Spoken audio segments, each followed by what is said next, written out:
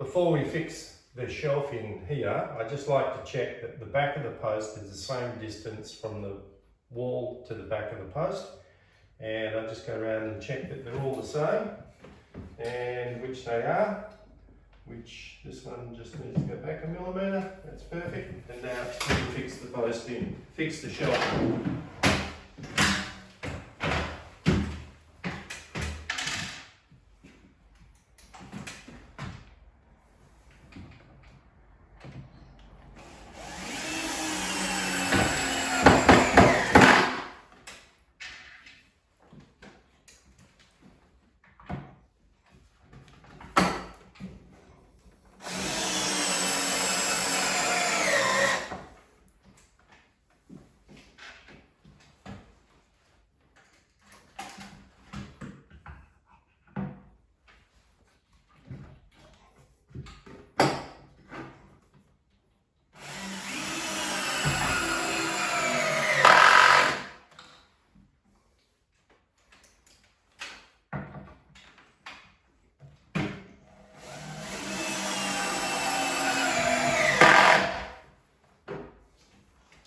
And one more shelf to go across the top.